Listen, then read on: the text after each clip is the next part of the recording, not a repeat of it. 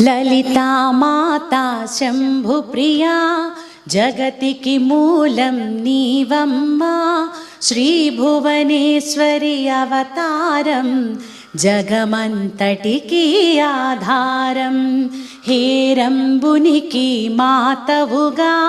హరిహరాదులు సేవింప చండుని ముండుని సంహారం